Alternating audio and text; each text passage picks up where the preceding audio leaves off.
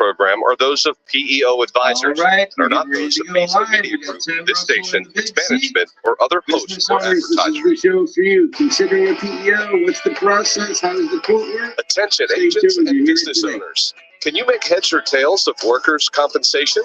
Very few people can.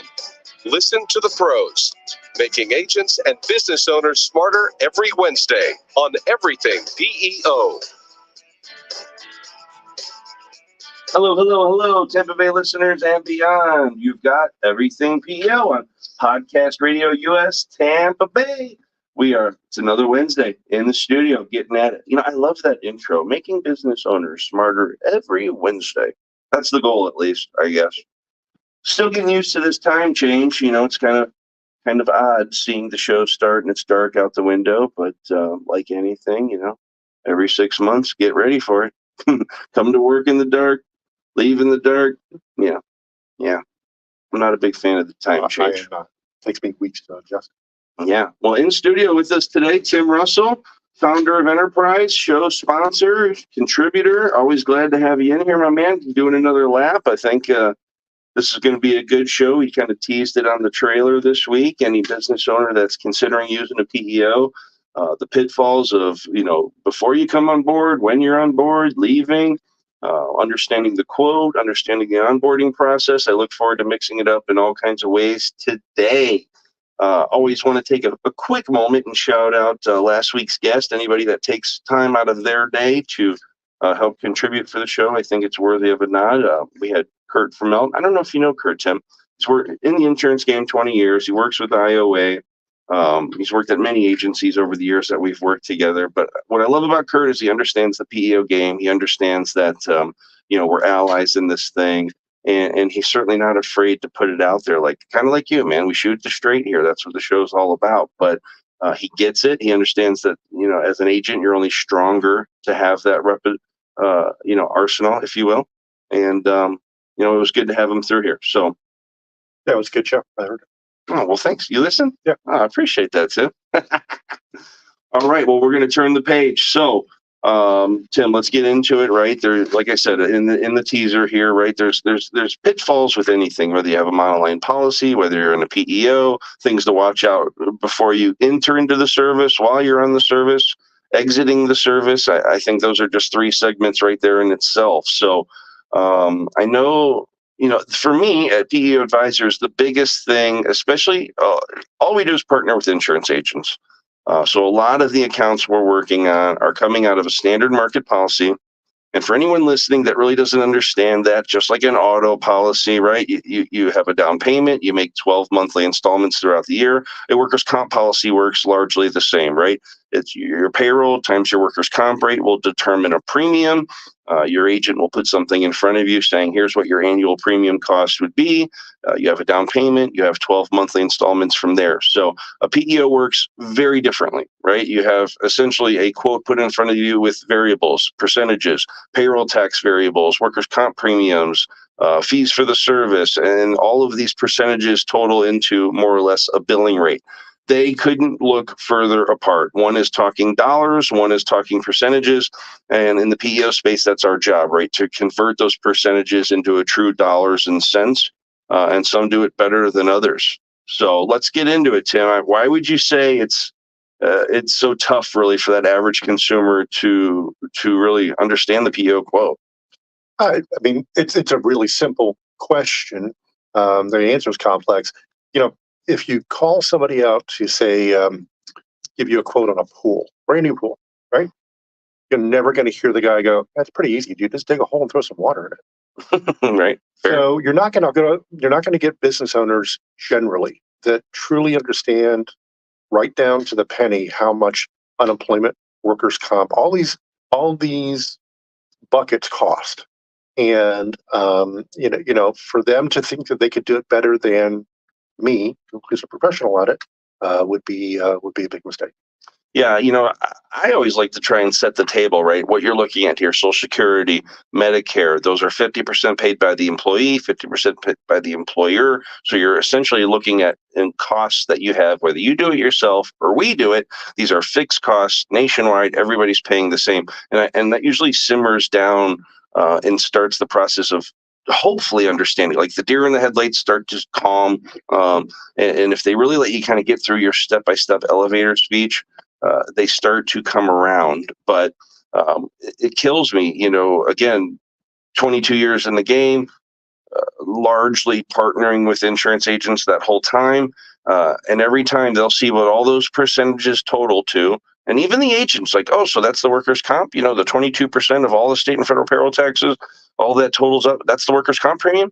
So, you've been really amazing to us by allowing PEO advisors to put that premium bar on the quote, where we can illustrate those payroll times workers' comp rates into that annual premium, and by putting that on the quote, it helps a lot. But it certainly doesn't alleviate all burdens.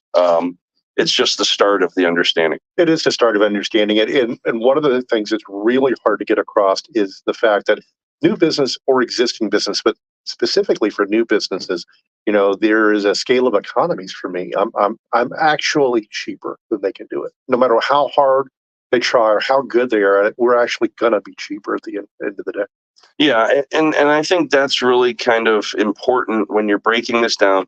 For someone that has their own policy, largely the number one question is, well, I can do my own payroll. Can't you just give me the workers' comp? And so they have to understand here what's happening at the state level. Instead of you buying your own workers' comp policy, you're basically borrowing the PEOs, right? And Sure. to borrow their policy, you have to be on their payroll. Systematically, that's why those two functions always come hand in hand. I think we're clearly at the time where most businesses have heard of the Paychexes and the ADPs of the world, those third-party payroll providers. And that's really the big question is, it's the opposite of them doing payroll only. Well, can't you just give me the comp? So when you've set that table correctly of to borrow their policy, you have to be on their payroll. Now you can convert very easily into this is an economies of scale play. More payroll you have, the cheaper the service gets. More payroll you have, the deeper the discounts to the workers' comps that we can start to apply. And the bottom line is some business owners just understand that more than others.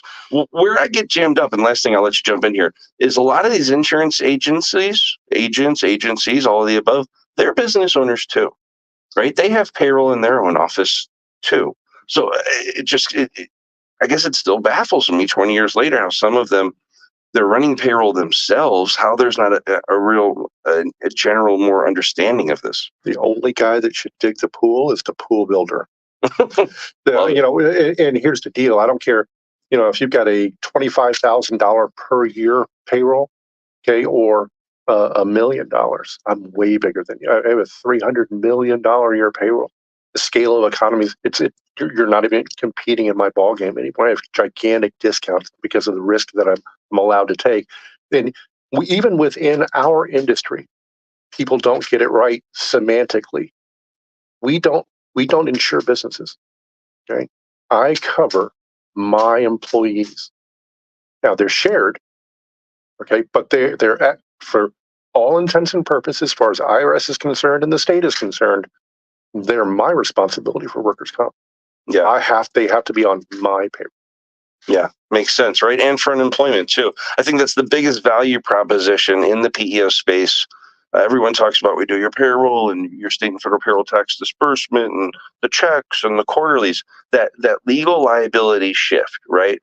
When excuse my language, it hits the fan, right? And attorneys are getting involved. This is where the value prop of, for as little as a $50 a week admin fee, you've got unlimited attorney access to fight off your claims, to fight off frivolous claims. On the unemployment side as well, right? They say the average unemployment claim is 11 hours of man time as far as, showing up, going to the hearing or any litigation, all of the above that could take place.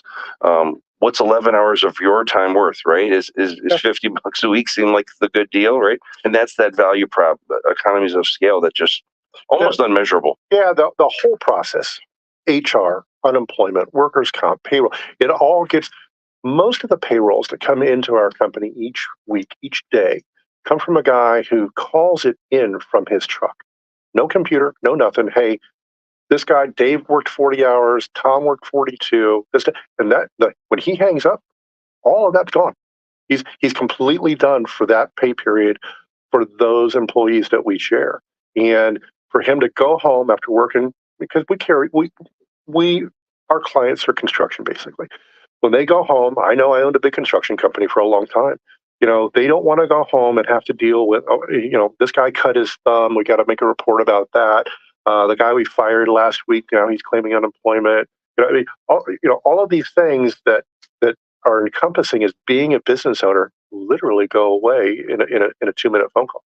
Yeah, no, it's huge. And we say this a lot, and I don't mean this any sort of way, but a lot of business owners,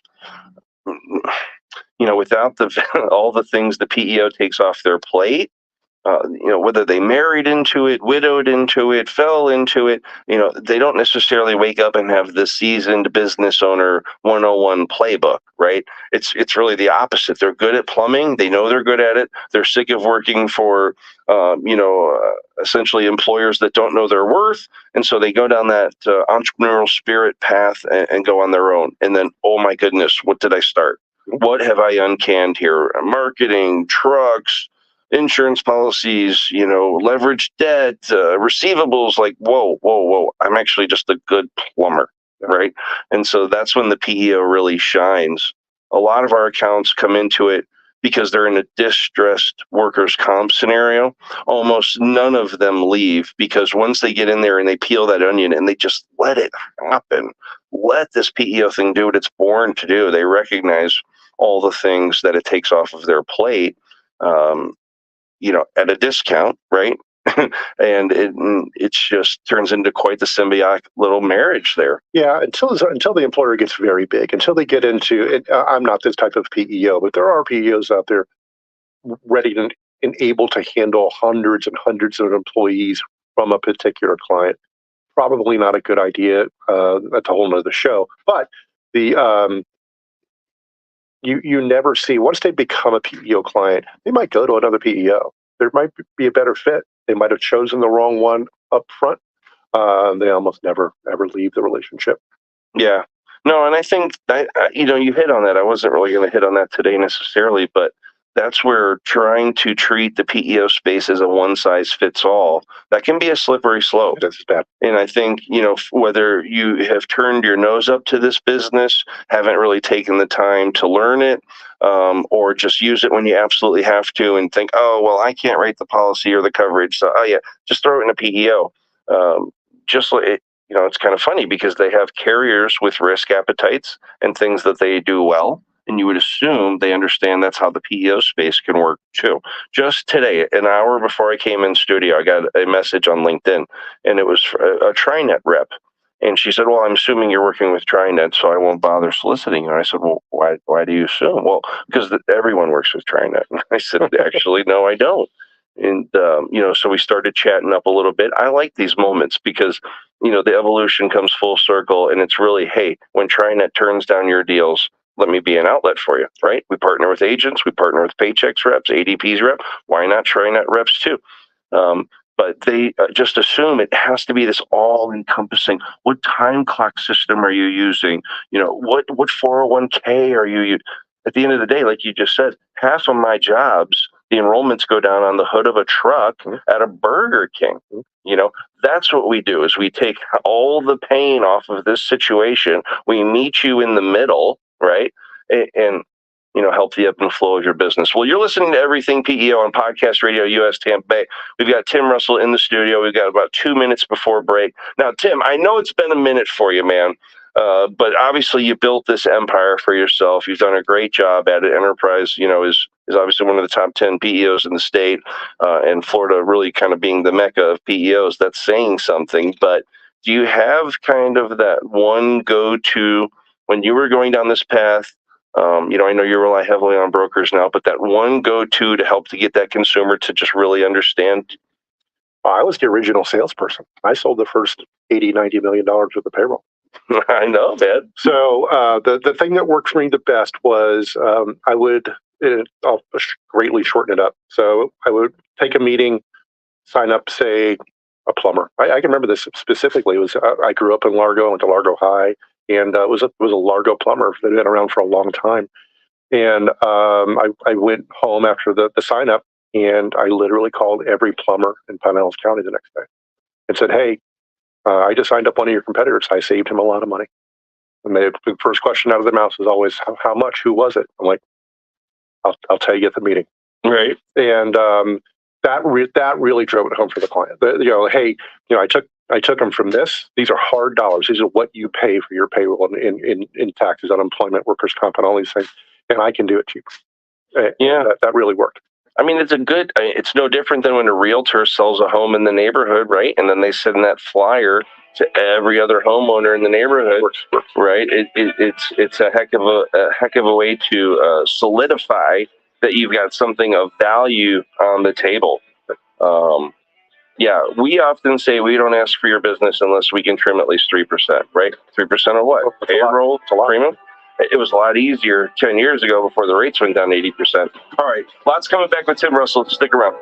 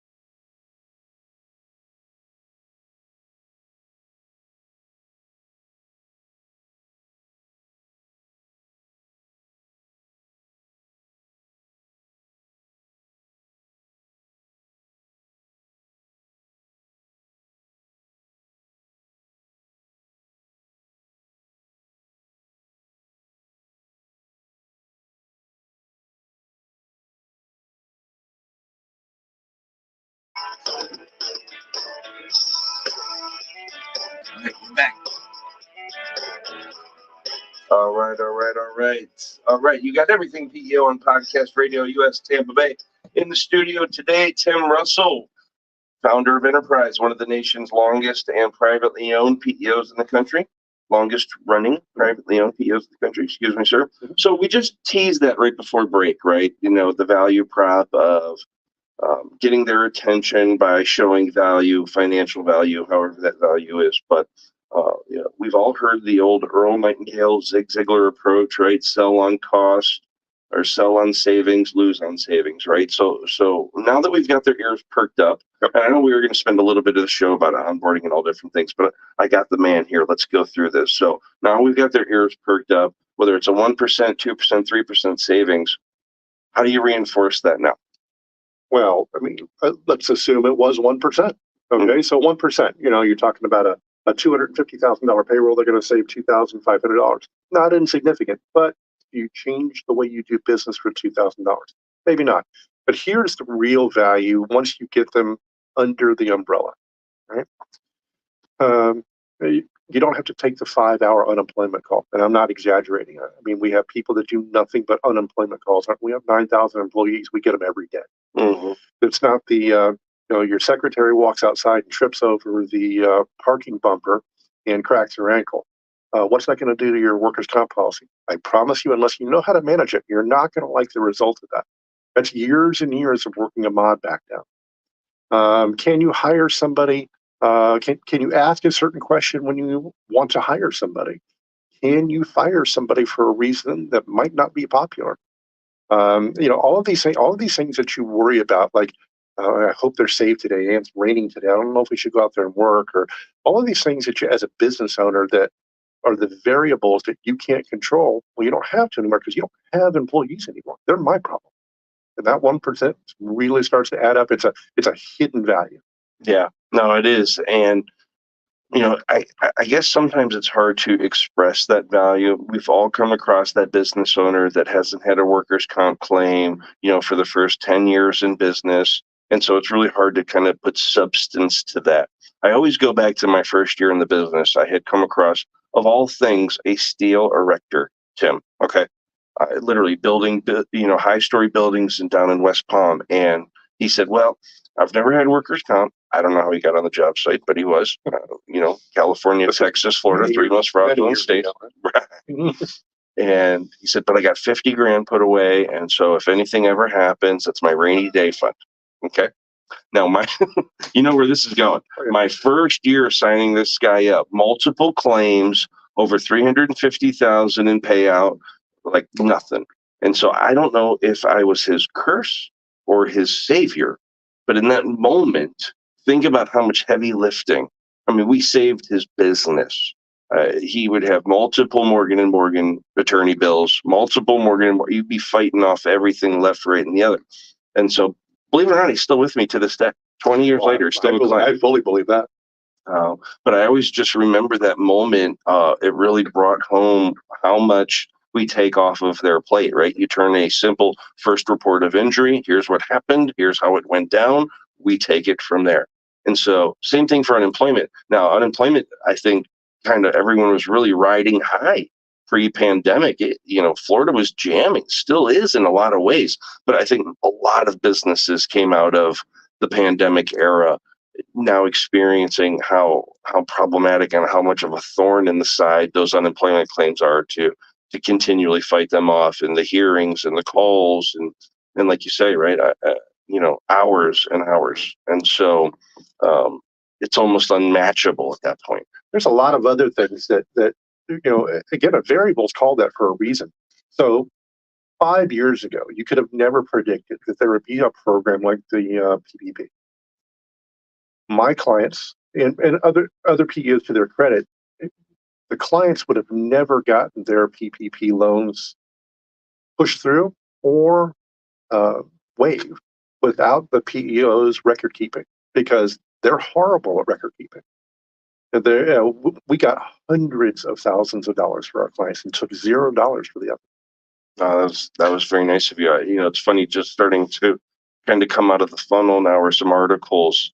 Unfortunately, some of the PEOs that filed for some of those and didn't share or didn't hand it over. It's unfortunately a black eye in the business. But like any industry, it's just a business, and it's up to the person to run it the correct way. Hence why PEO Advisors works with Enterprise HR and just the handful of PEOs that we do work with. We feel like they're the best, not only from a service offering, but from an ethical mindset. And so it's important to make sure to do your due diligence, to not assume that these are a one-size-fits-all type of industry. So, all right, well, let's get into it a little bit.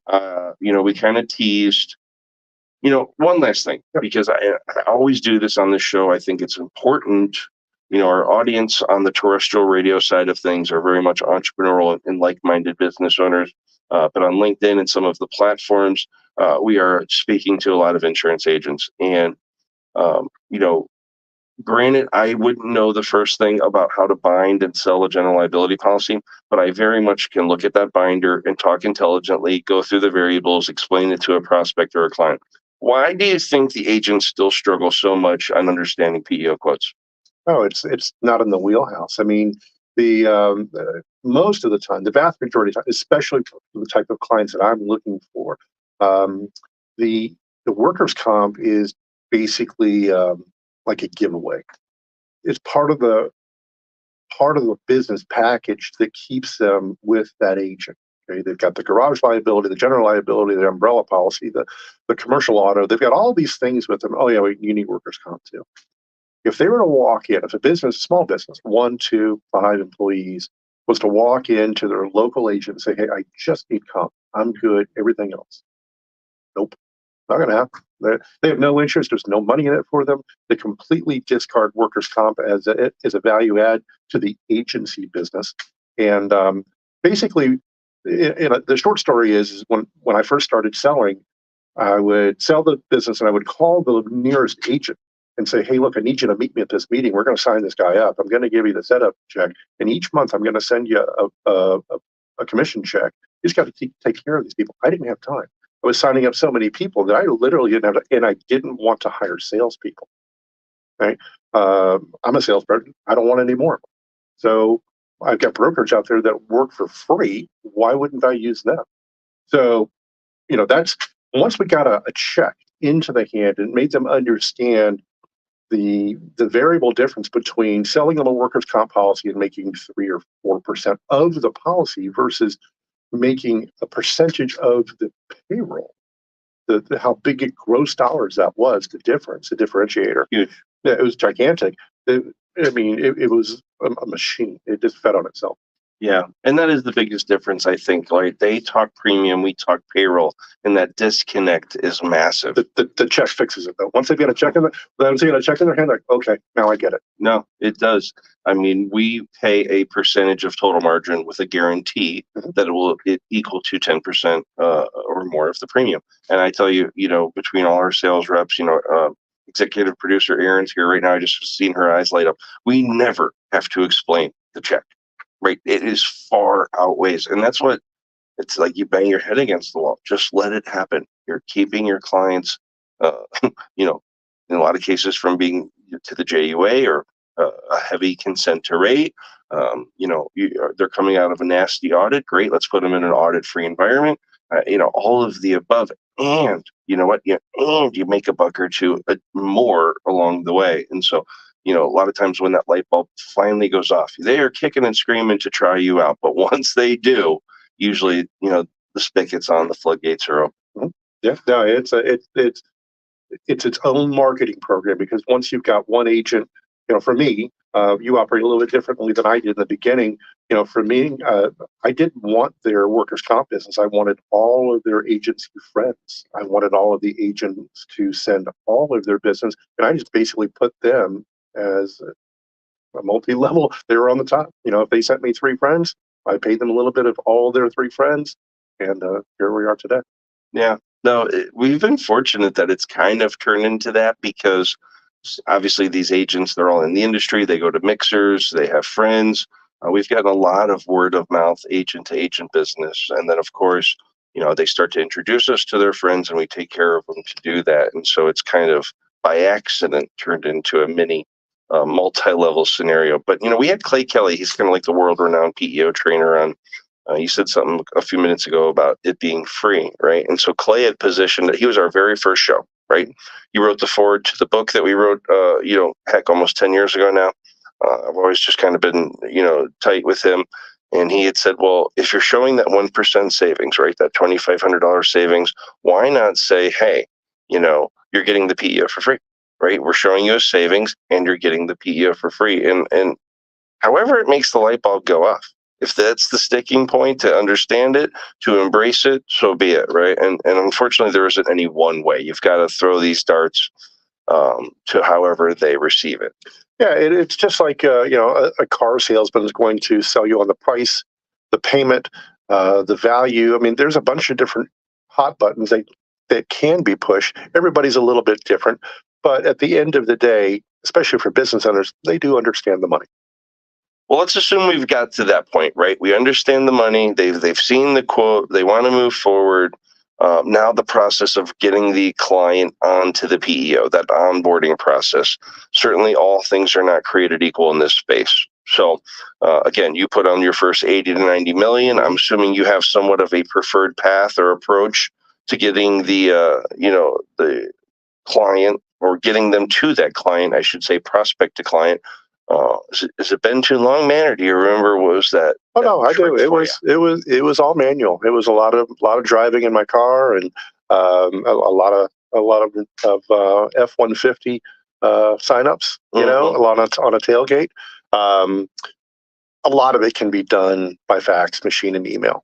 A lot of it now is done. We have an app that our agents use that's online that dramatically makes it much more efficient. The every PEO is a little bit different. I was kind of slow to move because I like what works. I don't take a lot of risks. But at the end of the day, it is mostly electronic now. The attestation for IDs is mostly on the broker and the business owner. So there is some good faith involved, but it is mostly electronic. Yeah, right. If the wheel isn't broke, don't fix it.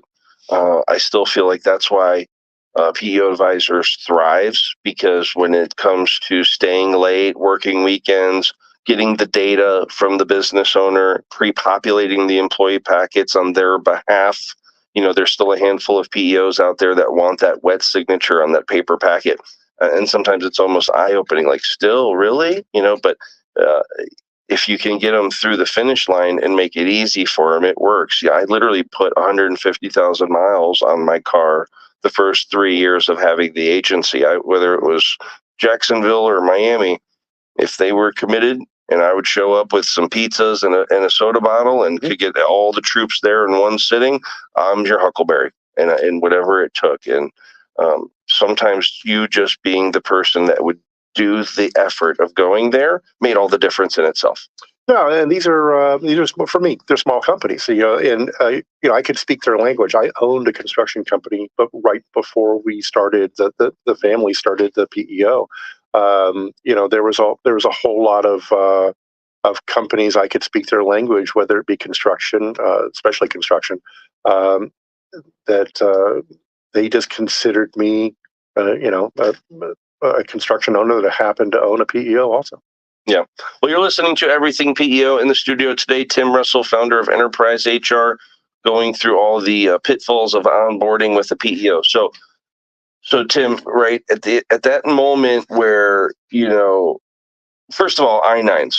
I want to just get a quick take on this. For anyone that's not familiar with I-9s, this is a post 9/11 citizenship form. State of Florida says that as a business owner, you should have this form in your file, your employee file, for at least 7 years post-employment, is correct? Yeah.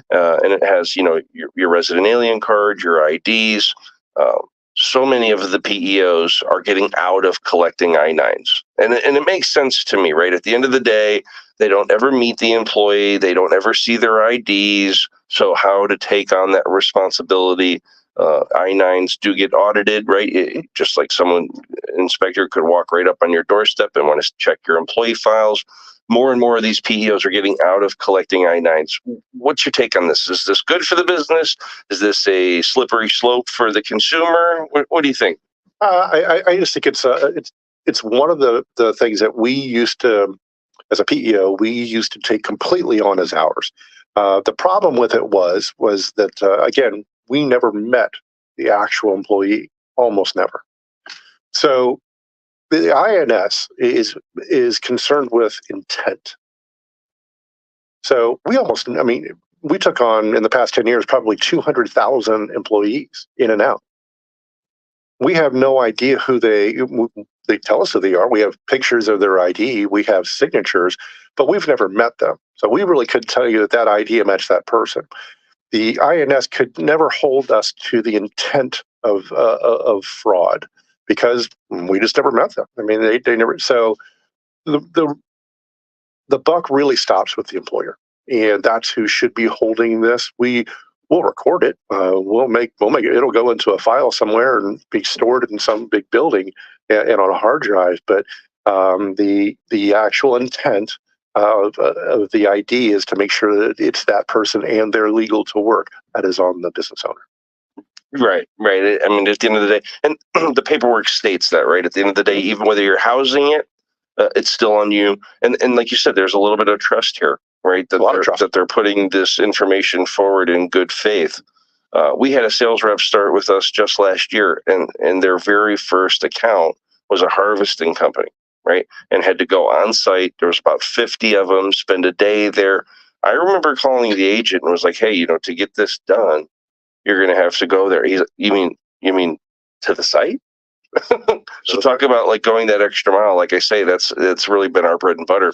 And so for our rep to have their very first account and our very first time closing a deal with this agent, both of those services coming together and then trying to get through 50 I-9s with harvesters, it was quite an experience. But both of them walked out of that moment more seasoned and more well prepared. But and it's funny, fast forward just a few months later, and then that PEO stopped taking I-9s the following year. And I think there was a big exhale there, but it has merit. How can you be liable for it? How can you attest to it if you never meet the people, you never see the IDs? It makes sense to me, and a lot of PEOs are on that train now. I'll be honest with you, it took us a long time. Yeah. Well, I think everyone here at PEO Advisors is thankful you got there. All right. Well, we've got one more segment with Tim Russell coming back. Stick around.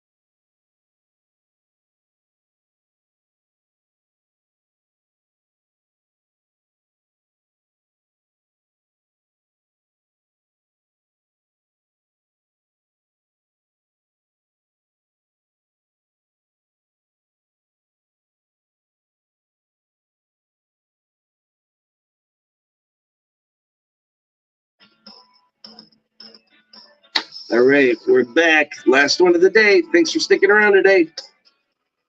All right. We are back. There's just a bunch of gabbing going on in here.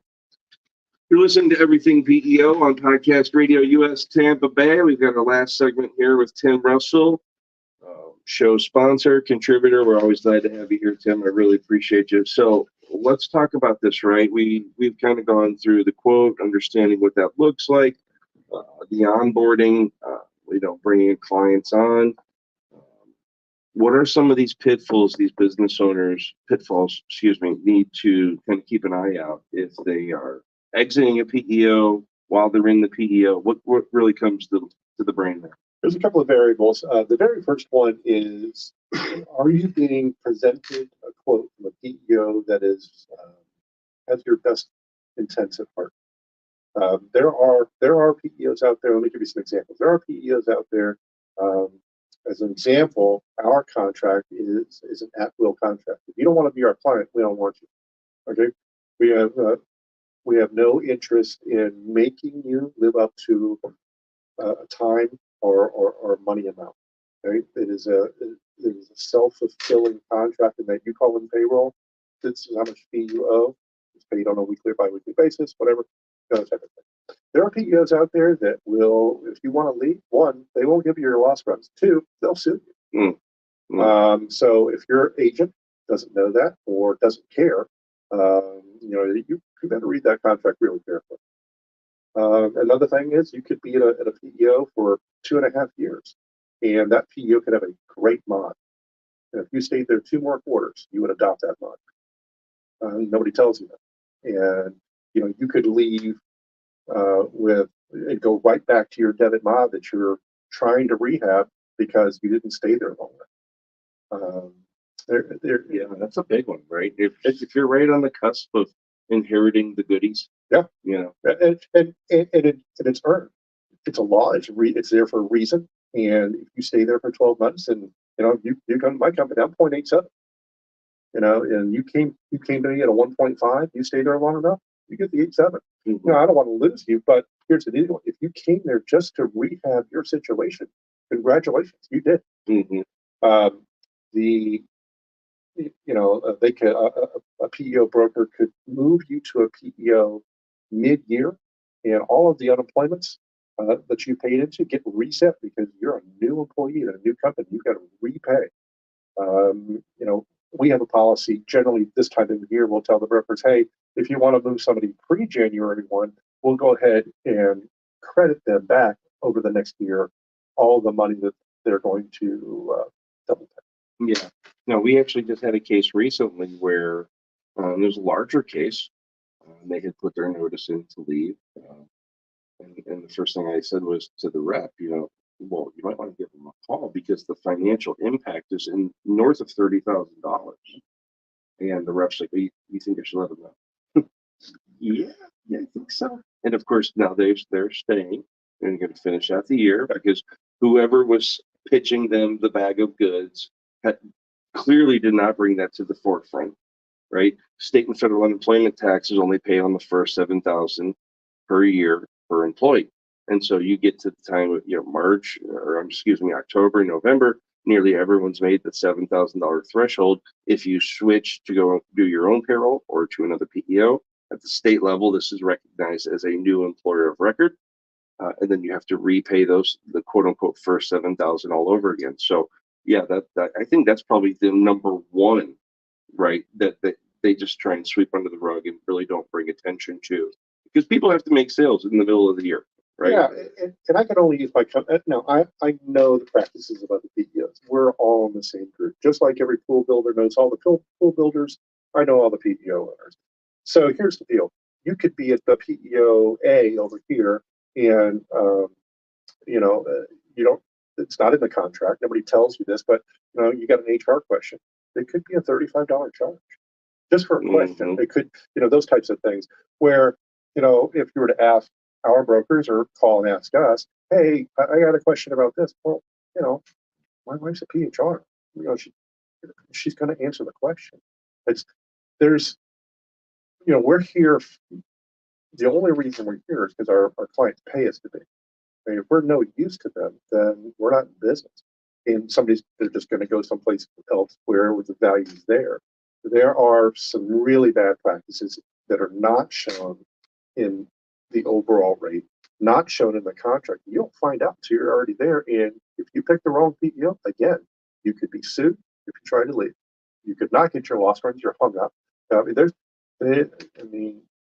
Some of these things are just horrible business practices, but nobody challenges it because what are you going to do? You're going to fight me. Yeah, fight the mothership. So let's talk about the loss run, right? That's a printout of your claim history during your time with the carrier, right? And whether you have your own policy or you're on with the PEO. Well, now, when it comes down to the brass tacks of it, obviously this is the PEO's master policy.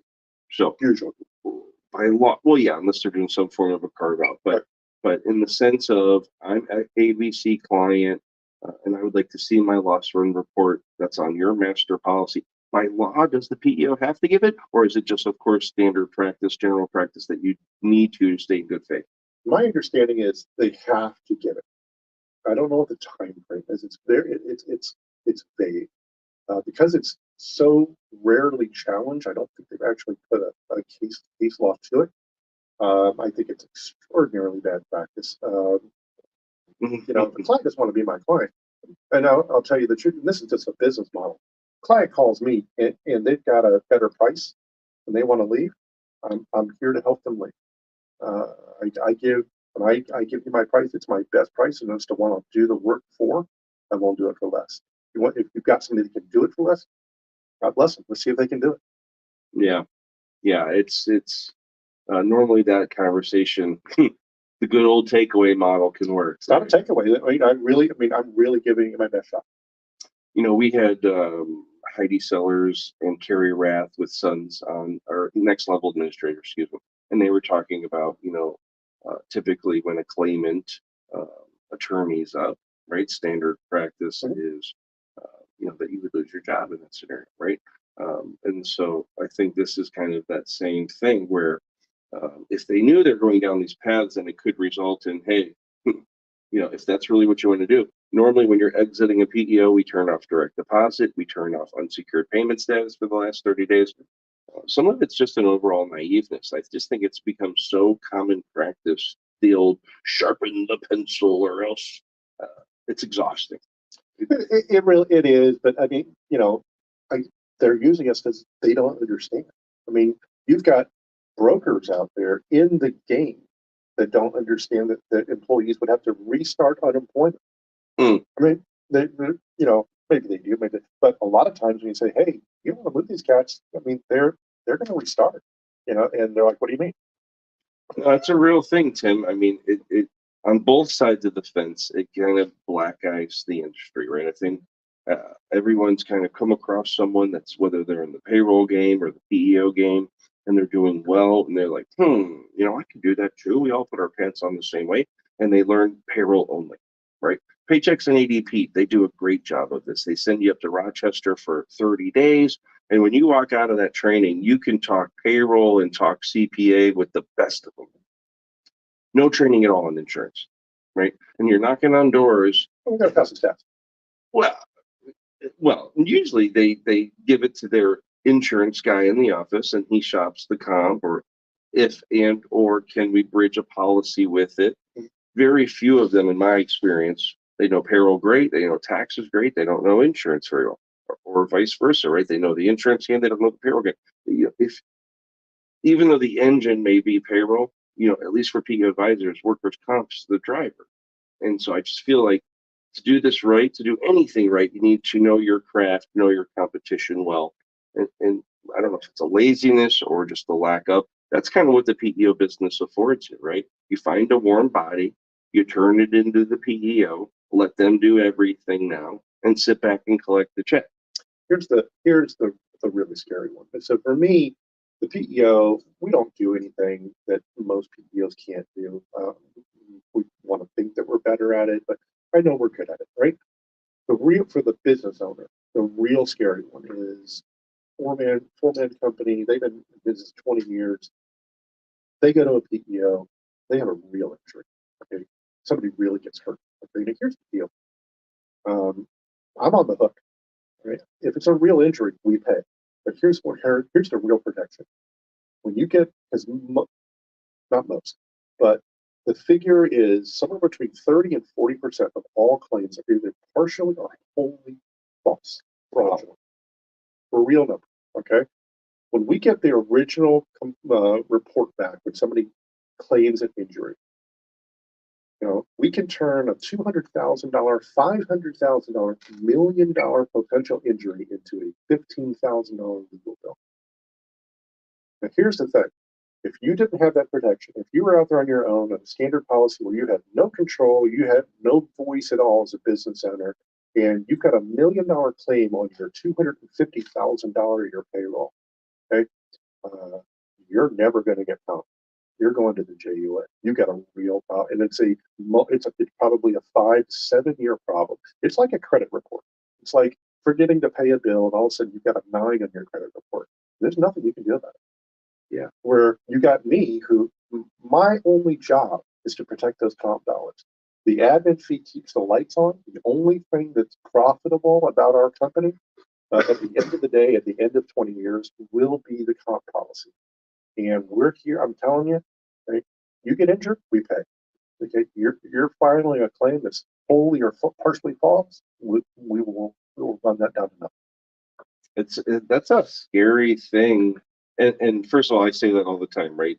You know, workers' comp is like a craps table. You're in Vegas, you're rolling the dice, good, bad, or indifferent, frivolous, bonehead, they all get paid out, right? And it's so easy now, especially with the rates going down. You know, uh, medical bills cost more than ever. The attorney cap got lifted a few years ago. Indemnity benefits now go from 2 years to 5 years. Rates are down 80%. It just, The famous quote, the one I hear most often, is from the providers, from the people in the insurance industry other than PEO. What do you care? Workers' comp's going to pay it. Well, here's the deal. I'm the workers' comp company. Right? I'm not paying. Yeah, nor should you, right? I mean, they're lucky to have you, Yes. right? Because I think a lot of PEO owners, whether they're hands off or maybe even of that mindset, believe it or not, there's some out there. There are some PEOs that don't even have a risk manager. The carrier approved it, so let's write it. Oh no, and this is how our company works. It's mostly family at the decision making process. My brother-in-law is I'll put him against any risk manager on the planet. He's good. Our head of legal, Brian Fisher, is the best there is, and there's no question about that.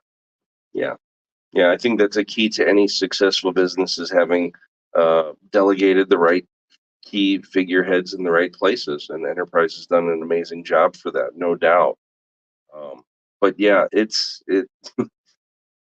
like I say all the time, PEOs are just like any other business, whether they're run well or poorly. You know, all things, and I certainly don't want to black eye the industry. It's been a great industry for all of us. But No, it's important to pick the right PEO. It's just things you have to be aware of that would be very hard to discern in a contract. And you've got a broker who probably only knows about 80 or 90% of it sometimes. You know, again, these small things that they miss that, oh, yeah, no, you can't call these people for HR. They're going to charge you $35 or $50. Or, no, you can't leave. Well, wait a minute. It says, I can, yeah, but you can leave, but you're not going to get your loss. I mean, there's like a day. There's like one day a year where they might give you your loss runs. And then, so what do I do? Well, if you've had losses, it's a problem because no one's going to take losses without the proof of the claim of how it went. You've had zero losses. You could sign a waiver, but some people won't take those either. Yeah. No, it's murky waters. Like everybody's job looks simple. These are the rules. This is how you do your job. Like I would, again, if I'm going to build a pool, it's going to go bad. Okay. But it should be, you dig a hole, you shoot some concrete, how bad, how hard. No, it gets very ephemeral. They're the rules, if you understand everything, like I understand how the money comes in and comes out, how we need to reserve this and all these things we got to do. Right. I understand that. But everybody in my company maybe doesn't. Okay. And the people that don't work in a PEO certainly understand 0% of it. Yeah. And, I was a business owner before, right? Getting into this space, but sure, unless you're in this space, it all seems very foreign. It really does. And maybe that's where I should lighten up on some of these insurance agents where I say, how can they not understand even just the basic functionality of FICA taxes and FUTA and SUTA tax? It's the whole basis. I mean, what we're trying to say here is, why wouldn't you let professionals handle it? Mm-hmm. Okay, well, I mean, insurance agents have problems too. If I went and sat at an insurance agent's desk, things would go wrong. Right. Things would go wrong. But, at the same token, we can talk the language. Yep. And I think it's important for them to really put their arms around the PEO space. If you're going to refer it, to at least be able to talk intelligently about it for 90 seconds. Do yourself that favor. Absolutely. Well, man, next week, that's always a quick hour. Next week, we've got a buddy of mine from I'm in an entrepreneurial group called EO. I don't know if you're familiar with EO, global group. I see the media posts. Yeah, 16,000 members, really cool stuff. So he's kind of a digital marketing expert. He had just exited a business called Contractor Training Center, where you'd help people get their license, the trades all over many states. He's pivoted to a company called Leadly, which it's a lead center or AI chatbot on your website that will pop up if you're getting intake calls. Lots of neat stuff going on. Enterprise might benefit from that. I mean, I know I have a good AI story for next time. Oh yeah. All right. Well, we'll have to. I'm going to hold you to that come December. Well, yep. Next week, Clayton Turner coming in talking about Leadly. It's been a great hour, Tim. I always appreciate you coming in. You know how this ends. Love God. Appreciate your PEO. Be kind to your staff. And know we're on the 167-hour break. That's a wrap, folks. Thanks for listening. See you next week. Whereas another lesson comes